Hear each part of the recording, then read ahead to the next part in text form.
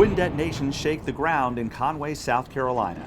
It's 2016, 4 years after the Grainger coal plant was decommissioned.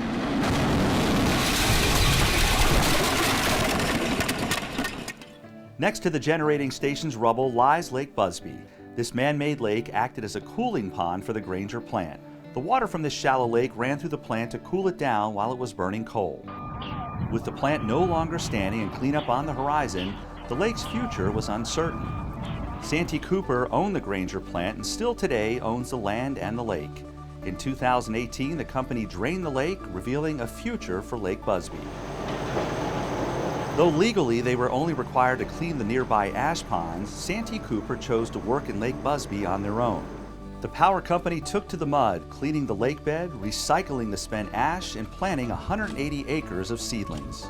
It would have filled in eventually. It just would have taken a lot longer. So we planted, I think, 60,000 swamp tupelo and bald cypress, and then another 6,400 different kinds of oaks. Busbee we did on our own accord. We just wanted to fill that in, bring it back to its natural state. The way it was in 1966, before the Grainger coal plant came to town, turning Lake Busbee back into a thriving wetland. It was sort of an interesting ecological experiment, really a very interesting ecological experiment. You very seldom have such a big area like that where suddenly you're going to change the state variables that maintain the system. Okay, let me say from an ecologist perspective, this is just a wonderful natural experiment. And now, a decade after the coal plant's decommissioning, you can step over a small wooden footbridge and find this. Once near lifeless, there now rests an untamed, wild environment surrounded on all sides by life.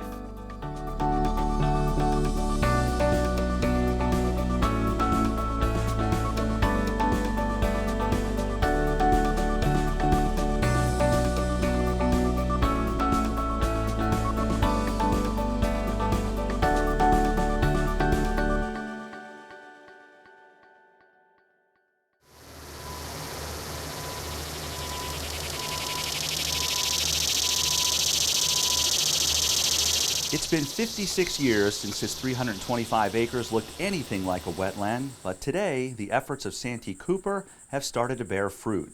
In some cases, literally. Because of it being used as a cooling pond for Grainger, there were concerns about water contamination and contamination to the soils. What we've come to find is that the water quality was actually really good.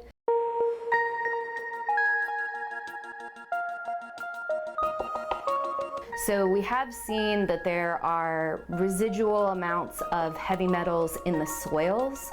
So you would never really want it to be a development where people are going to live. But in terms of recreation and having it return to a wetland, it's a perfect use for it.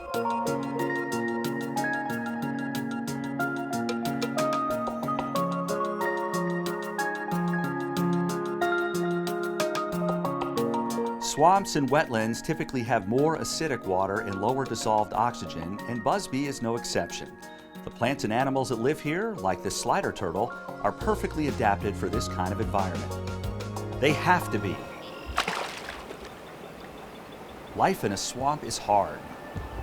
Every animal and plant that now calls Busbee home is built for survival. Cypress trees can grow underwater. Thorns and twisting vines line the canopies in some places, and only in the Carolinas will you find native populations of the world's most famous carnivorous plant, the Venus flytrap. In an environment so hostile, these adaptations are key, be it a hard shell for defense, powerful venom to subdue prey, or even camouflage. Gray tree frogs are common in the foliage around Busbee. Not only does their skin allow them to blend into the bark of trees, but they can also emit a toxic secretion that can irritate the eyes and noses of potential predators.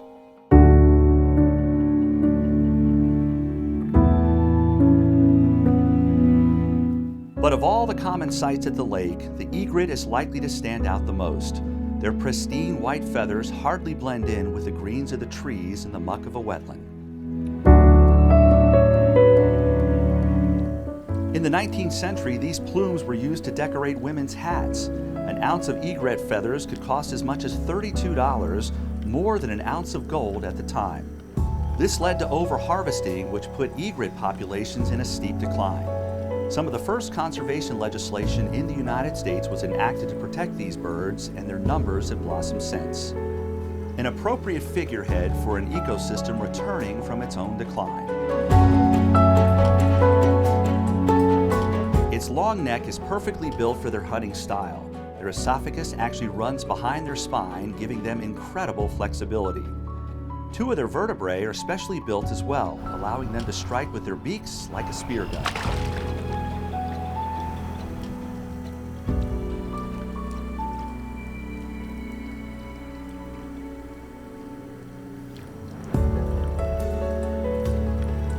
But the egret's most standout adaptation isn't its fancy coat or its pliable neck, but rather their long, nimble legs.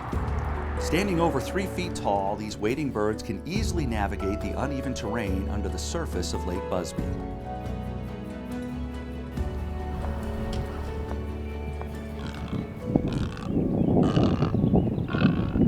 The lake bed and the surrounding area isn't flat.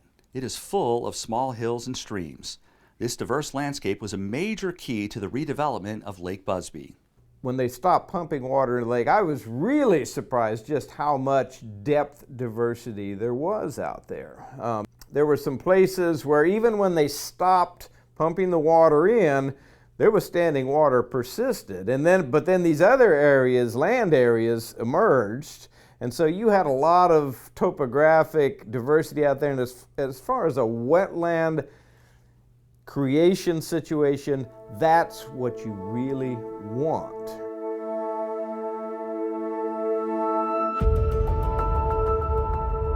The deepest parts of the lake, around just 4 feet, gave aquatic vegetation a place to grow. The shallow wetland areas could then be dominated by cattails and other herbaceous plants, and the higher elevated levels allow more woody flora to germinate.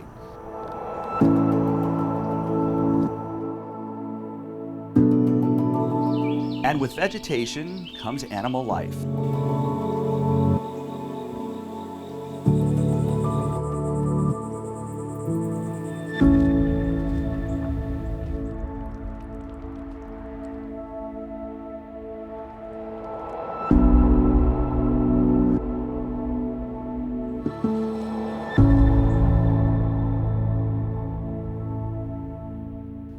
Green anoles often use the denser foliage around the lake for nesting and hunting.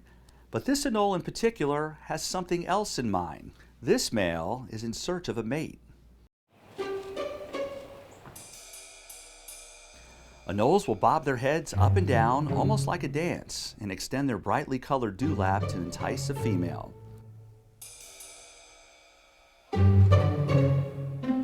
Lucky for this male, he doesn't need to look far. Anoles are the most common lizard found in the trees in South Carolina. They can change color, similar to a chameleon, but restricted to browns and greens. These talents for climbing and camouflage are used to hunt.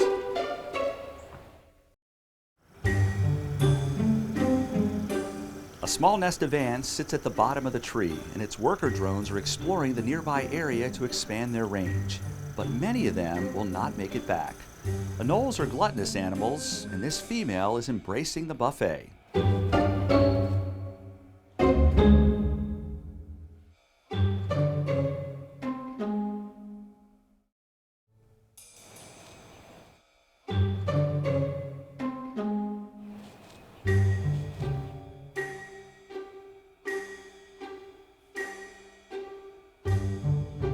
The male tries his best again and again, but he can't seem to hold the lady's attention.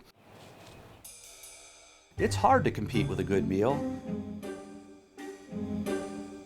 Before long, the male can't help but join in. But these lizards are not the only predators who use the tree canopy around the lake as their hunting grounds. Some creatures use a much more patient approach to get their meals. The golden silk orb weaver spider. Sometimes called banana spiders due to their large yellow abdomen, they're South Carolina's largest native spider. Their legs can be longer than a human hand. Their webs, which glisten gold in the sunlight, can reach lengths of over 6 feet.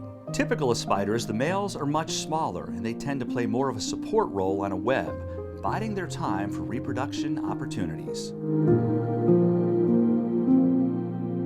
The silk webs have a tensile strength 8 times that of steel.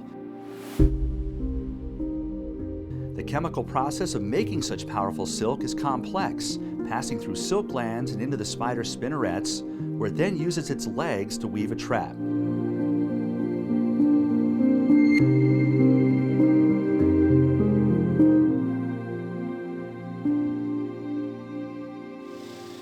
Vibrations in the web signal when prey has been caught. A beetle is flown into the web. The spider wastes no time and begins wrapping the large prey into a cocoon. The male bounds onto the female, hoping to seize an opportunity in the frantic violence to attempt to reproduce. In the frenzy, though, the spider drops its meal.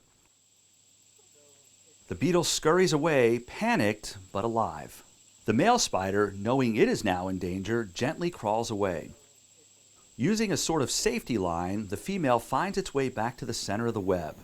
Though the beetle has escaped, the successful spider has plenty of food stored away. Though they may look threatening, orb weaver venom is harmless to humans. The trees around Busbee are full of life like this, successful animals built for living in an environment that once was not there.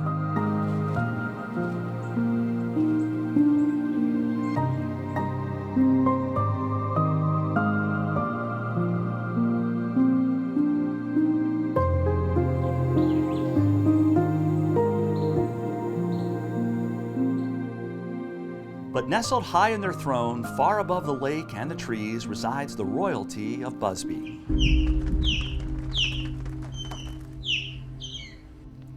The Osprey.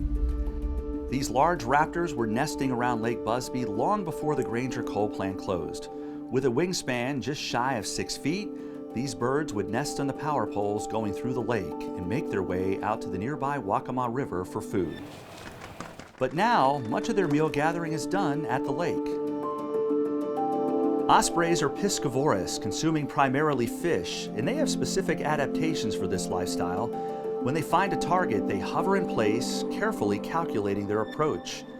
Their feathers are dense and oily, preventing them from getting waterlogged, which is important for hitting the water at over 50 miles an hour.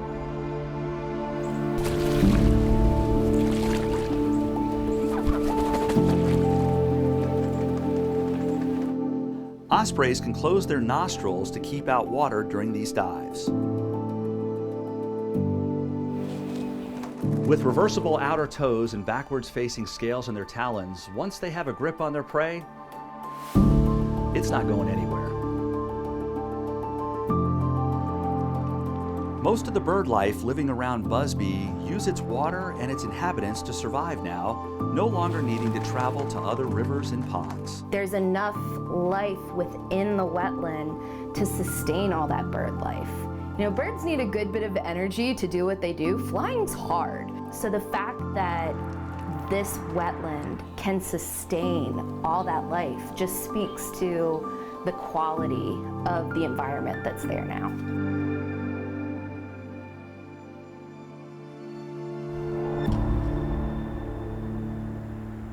At least the bald cypress and the swamp tupelo are really growing in. The oaks are struggling a little bit because the native vegetation is taking over and kind of pushing those out, and that's fine. We want it to be a natural habitat, and so just by, you know, seeds in the air and birds and things like that, it's really starting to fill in nicely. The more trees you have in the ground, the more water they're going to soak up. The marshier side of the lake is where the real success story can be seen for this new wetland.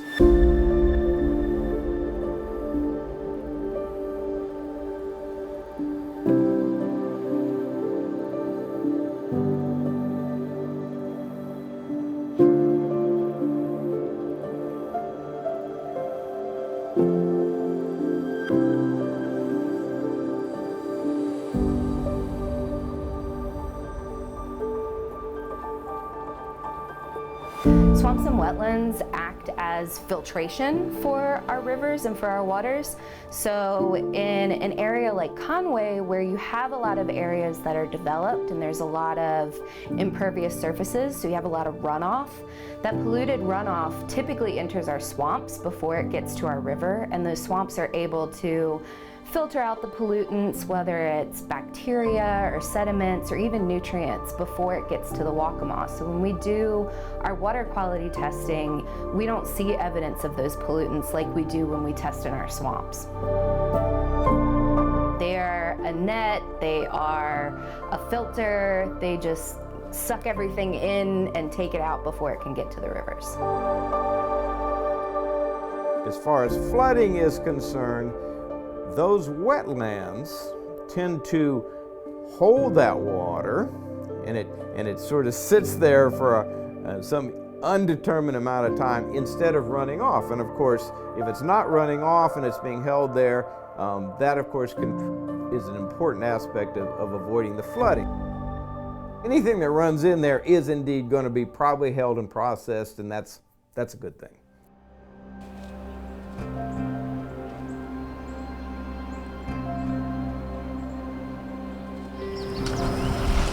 As it is now, Lake Busbee can hold 635 million gallons of water as a wetland.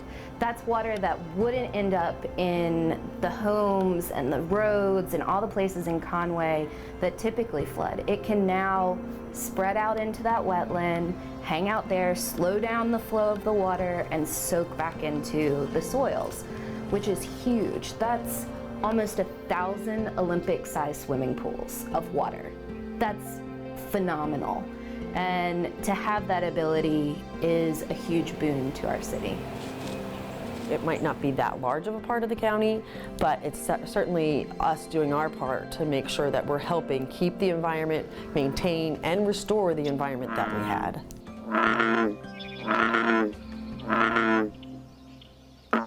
And those efforts have helped create a working ecosystem, a complex, functioning food web.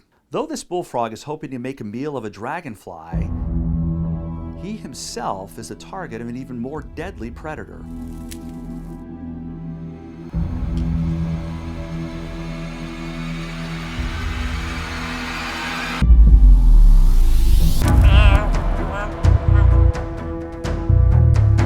Unlike many snakes, the common water snake hunts at all times of day. These non-venomous snakes are well adapted for an aquatic existence.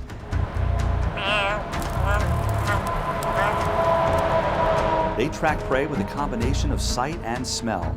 Their acute sense of smell can even be used underwater. Most shocking to see, though, is their ability to expand their jaw up to 4 times their normal size.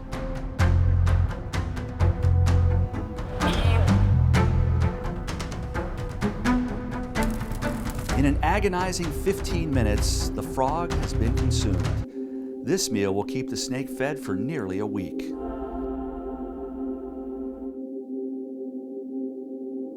Though fearsome predators in their own right, these water snakes are far from the top consumers in the food web at Lake Busbee. What holds that spot is an animal far more ancient, nearly unchanged since the time of the dinosaurs. Stealthy ambush predators stalk the waters of this wetland. The apex predator of the lake, the American alligator. Capable of reaching lengths of over 15 feet and weighing more than 1,200 pounds, the alligator plays one of the most important roles in a working wetland ecosystem. If an environment does not have a top predator to control the number of animals in a region, plant life can be overconsumed, leading to the downfall of that area. Alligators eat just about everything. As adults, their main prey are medium-sized mammals like raccoons, but they have been known to attack larger animals like deer and even people. A common thing on their menu here, though, is fish.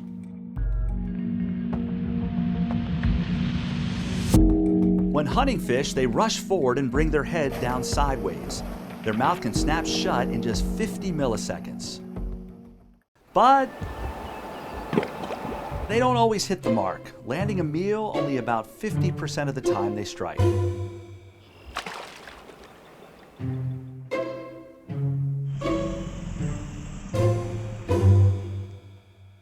On the harder days, alligators can sometimes be seen half-heartedly digging in the mud for easier, albeit much smaller, prey. Like some of us, crayfish are on the menu.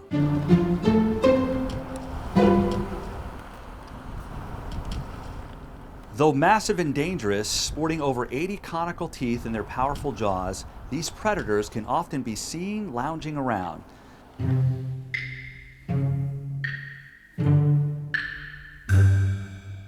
This is called sunning, something all cold-blooded animals do to regulate their body temperature. Life on the lake isn't always excitement, and alligators are far from the only ones you can find taking it easy.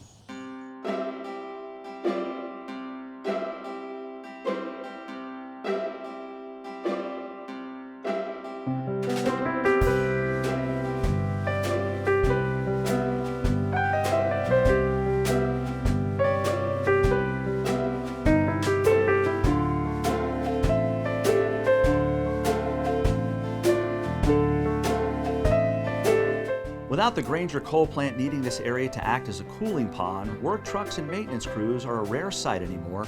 Less noise, less hustle and bustle as nature reclaims the remnants of what used to be a service road.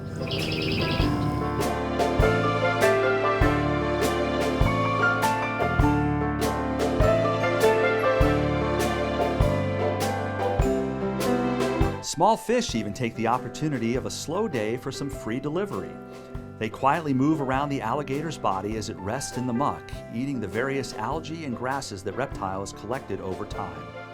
The act doesn't benefit the alligator much, but for the fish, it's a risk-free meal. They're too small to be of interest to the alligator, and the gator's presence scares off any other potential predators. Anhinga can also be found lazing about the shores of the lake. They sun like alligators do, but for very different reasons. Unlike most water birds like ducks or osprey, anhinga do not have waterproof feathers. Without oil glands or insulating feathers, they rely on the sun's heat to dry them out and maintain their body temperature.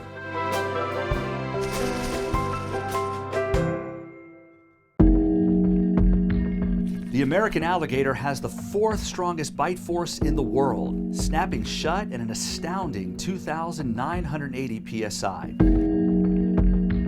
For context, a human femur takes just 1,700 psi to shatter. Fortunately, these birds are just as good at flying as they are swimming. Anhinga recognize a threat when they see one.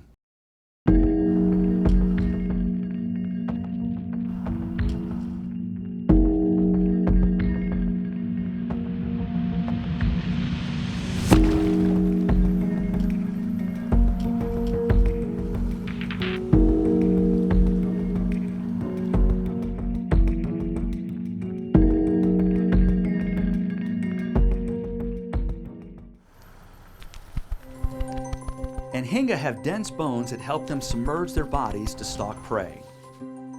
The females have lighter colored heads compared to the males, and though it looks like this female is eating, she has something else in mind.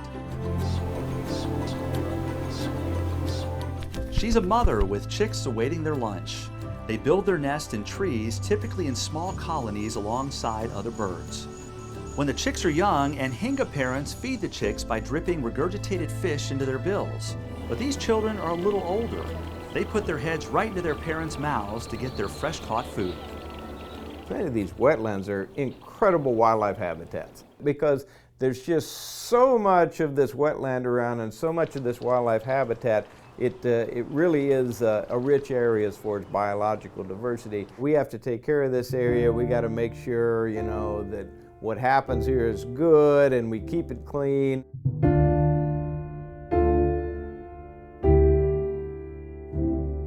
There are microfibers and things like that that are going to degrade over time, and that's why we have microplastics throughout our watersheds, in our fish that we eat, even in our own bodies.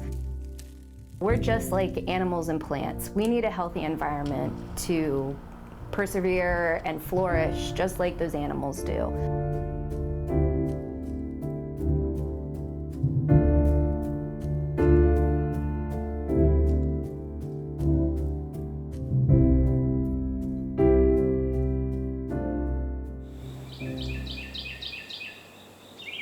In the small, dry, pine tree inhabited area outside of the lake, an expecting mother has began her preparations. The process of egg laying for a slider turtle is quite the workout. She scrapes with her back feet against the dirt, digging a hole just a few inches deep.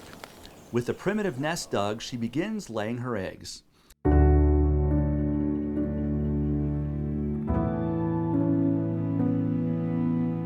Slider turtles can lay anywhere from 2 to 30 eggs each season.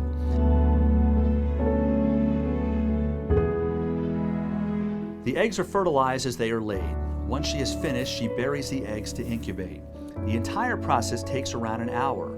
Her job finished, the next generation given a safe area to grow, she heads back to the waters of the lake.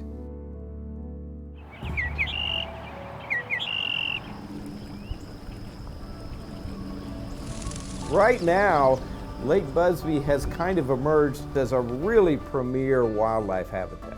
It's not that many places still existing in this country where you can have that close and consistent interaction with the natural world. It's a great place. And it's going to continue to change over the next, 10, 15, 20 years. And I think it gives us hope for what are the possible remediations for coal plants or these areas that were considered desolate and were considered impacted. It's really exciting to see Lake Busbee become the Busbee wetlands. Now we're just monitoring it and making sure everything comes in, just bringing it back to its natural state. That's how it was before we bought it. We put Grainger up in 1966, so it's been a while. It's nice to see it grown back in. And now, a decade after the coal plant's decommissioning, you can step over a small wooden footbridge and find this. Once near lifeless, there now rests an untamed, wild environment surrounded on all sides by life.